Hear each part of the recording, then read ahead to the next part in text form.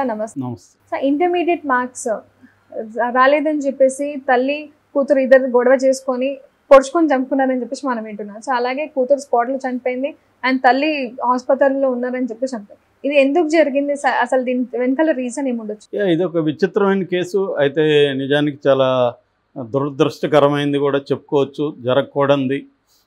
So ముందుగా ఏం జరిగింది చెప్పుకుందాం.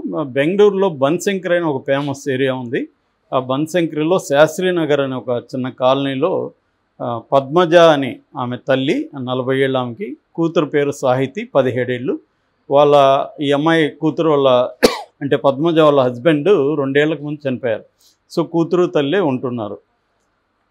సో మొన్న ఇంటర్మీడియట్ రిజల్ట్స్ వచ్చాయి. అక్కడ పీఈసీ అంటారు, దాన్ని మాధ్యమిక అంటారు.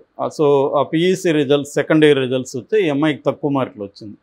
దాంతో అమ్మ నిలదీసింది ఎందుకు తక్కువ మార్కులు వచ్చాయని. ఆ అమ్మాయి ఏదో సమాధానం చెప్పింది. మొత్తానికి గొడవైంది ఇద్దరికి.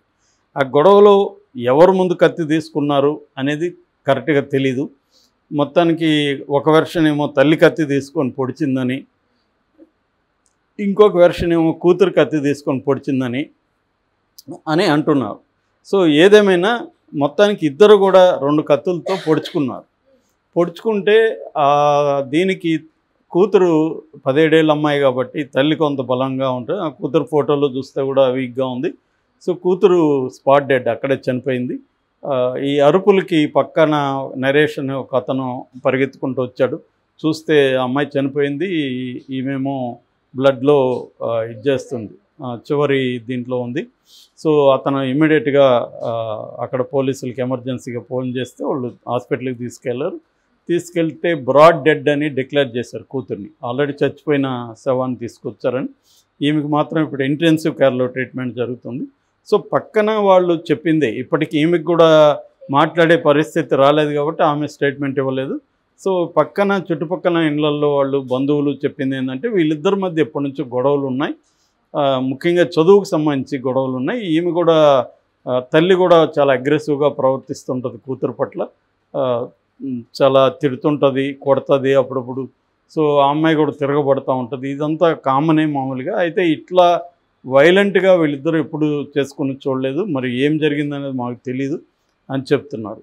అంటే బేసిక్గా ఏంటంటే, దీనికి మనకి సమగ్రమైన సమాచారం లేదు కాబట్టి మనం దీన్ని పర్టికులర్ ఇన్సిడెంట్ని కంప్లీట్గా అనలైజ్ చేయలేం. కానీ ఇట్లాంటివి చాలా నేను పర్సనల్గా చూశాను, చదువుతున్నాను దీని మీద.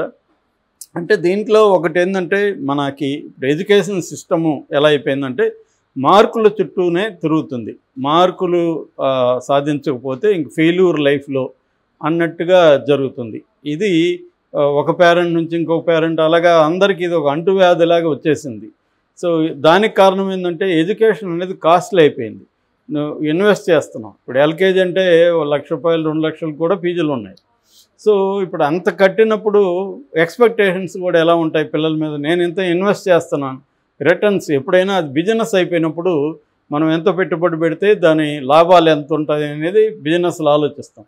So education also become a business అయిపోయినప్పుడు నేను నీ మీద ఒక ₹1,00,000 పర్ ఇయర్ పెడుతున్నా, అదనపు ఖర్చులు ఇంకొక 50,000 అవుతున్నాయి.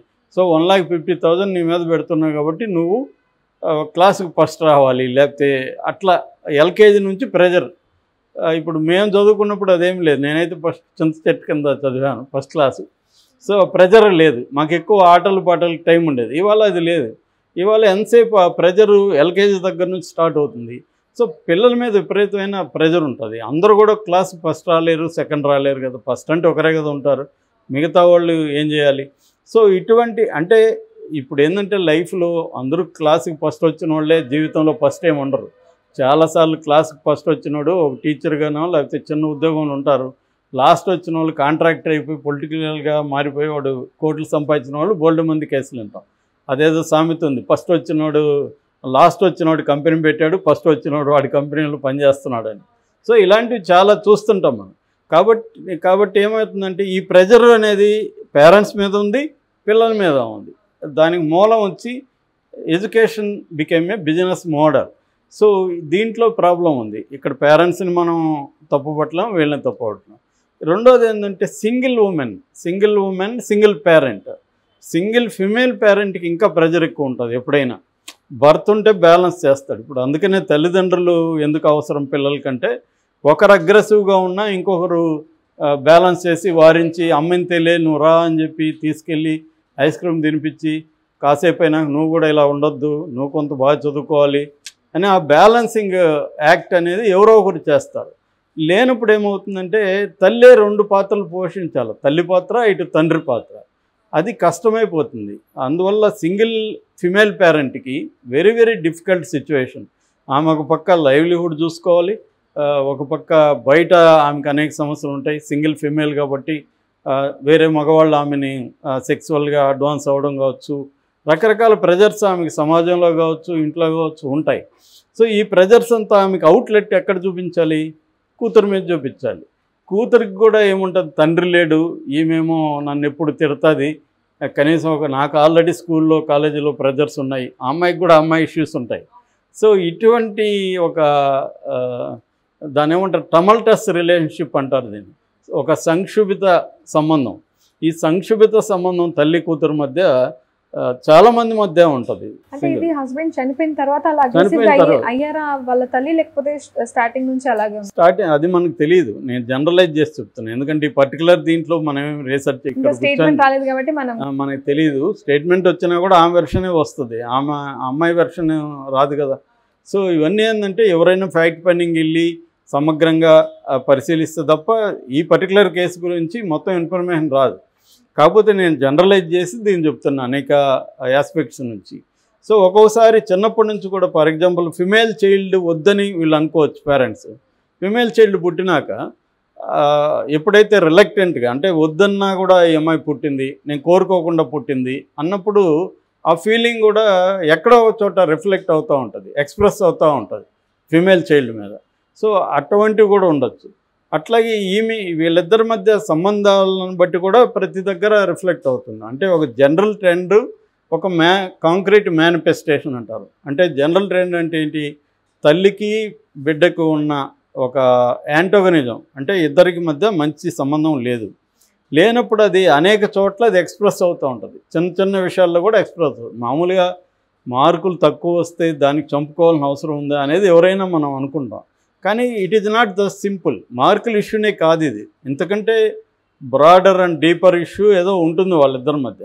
అది ఇక్కడ బయటపడింది. ఒక్కోసారి మనం చిన్న విషయానికి ఎందుకు ఇంత విసుక్కుంటున్నాడు అనుకుంటాం, అది ఈ సంఘటన వల్ల విసుక్కోలే, అంతకుముందు కూడా మనం ఏదేదో ఉంటుంది అతను. సో అది ఇక్కడ కలిపి ఒక చోట ఎక్స్ప్రెస్ అవుతుంది అన్నమాట. సో అటువంటివి ఈ అమ్మాయి విషయంలో జరిగి ఉండొచ్చు. జనరల్గా ఏంటంటే ఇవేవి కాకుండా మామూలుగా కూడా హార్మోనల్ ఇష్యూస్ కూడా టీనేజ్ పిల్లలకి చాలా పనిచేస్తుంది. ఎందుకంటే అవి సర్జ్ ఆఫ్ హార్మోన్స్ అంటాం. అప్పుడు ఆ హార్మోన్స్ విపరీతంగా ఇదైనప్పుడు కూడా దాన్ని బ్యాలెన్స్ చేయడం ఎలాగనేది వాళ్ళకి కంట్రోల్లో ఉండదు. అందుకని ఒక పోయిట్ రాసిందనమాట, ఘనము కానీ ద్రవము కానీ పాదరసం లాంటి వయసు అని.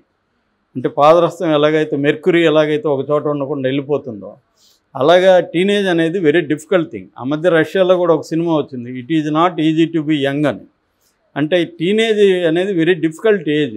ఇంకా మనకు లైఫ్కి సంబంధించి ఒక కాంక్రీట్ ప్లాన్స్ ఉండవు, తర్వాత అనేక విషయాలు మారిపోతూ ఉంటాయి. వీళ్ళేమో తల్లిదండ్రులు చిన్నపిల్లలాగా చూస్తుంటారు, మనమేమో పెద్దవాళ్ళం అవుతున్నాం అని ఫీలింగ్ ఉంటుంది. సో ఇలాగా teenage also very difficult thing. అందువల్ల హార్మోనల్ ఇష్యూస్ కూడా ఇన్ఫ్లుయెన్స్ చేస్తాయి. రెండోది సైకలాజికల్. కొంతమంది పిల్లలు ఎలాగ ఉంటారంటే ఏడిహెచ్ అంటారు, అంటే ఒక attention deficiency hyper syndrome, ADHD, hyper disorder, attention deficiency hyper disorder. అంటే మన మీద అటెన్షన్ కావాలని మనం కోరుకుంటాం, కానీ అటెన్షన్ ఉండనప్పుడు ఏం చేస్తాం, అటెన్షన్ కోసం ఏదో ఒక డిస్ట్రక్టివ్ యాక్టివిటీ చేస్తాం. పిల్లలు పగలగొడుతూ ఉంటారు ఏదో, అంటే వాళ్ళకి అటెన్షన్ డెఫిషియన్సీ హైపర్ డిజార్డర్ అంటారు దాన్ని. ఈ ఏడిహెచ్డి అనే ఇది కూడా ఈ టీనేజర్లో చాలామందికి పనిచేస్తుంది. అట్లాగే డిప్రెషన్ ఉండొచ్చు. ఆ అమ్మాయికి కూడా మార్కులు రాలేదని ఒక బాధ, పెయిన్, కంపారిజను అవన్నీ ఉంటుంది. వాటికి సపోర్టు ఇంట్లో దొరకాలి. ఇంట్లో కూడా ఇంకా పెద్దగా ఉన్నప్పుడు ఆ అగ్రెషన్ అనేది ఇంట్లో చూపించే అవకాశం ఉంటుంది. అట్లాగే చుట్టూ ఎన్విరాన్మెంట్, ఆ అమ్మాయికి ఉన్న ఫ్రెండ్స్ కావచ్చు. ఎందుకంటే ఇవాళ తమ ఫీలింగ్స్ని ఎక్స్ప్రెస్ చేసుకునే దానికి ఒక మంచి ఫ్రెండ్ ఉండాలి చెప్పుకోవడానికి. అటువంటి ఫ్రెండ్షిప్ ఇవాళ తగ్గిపోయింది. ఎందుకంటే ఎవరి జీవితంలో ఉన్నారు, ఫోన్లు వచ్చినాక కమ్యూనికేషన్స్ కూడా తగ్గిపోయినాయి. సో ఇటువంటి కాంటెక్స్ట్లో పిల్లల మీద కూడా ఈ టీనేజ్ గర్ల్స్ మీద ప్రెజర్ ఉంటుంది. సో ఈ ప్రెజర్ని తగ్గించడానికి ఏ రకమైన మార్గాలు లేనప్పుడు అవి అగ్రెషన్ రూపంలో, వైలెంట్ రూపంలోనే బయటకు వస్తాయి, ఒకేసారికి బయటకు వస్తాయి. అంచెలంచెలుగా అది అవుట్లెట్ అనేది వాళ్ళకి ఉండదన్నమాట. సో ఇది మేజర్ ప్రాబ్లం. దీనికి సొల్యూషన్స్ అంత ఈజీ లేవు. కాలేజీ స్థాయిలో సైకాలజిస్టులను పెట్టడం ఇటువంటివి కూడా అవసరం. అట్లాగే తల్లిదండ్రులు కూడా ఆలోచించాలి కొంత ఓపికగా.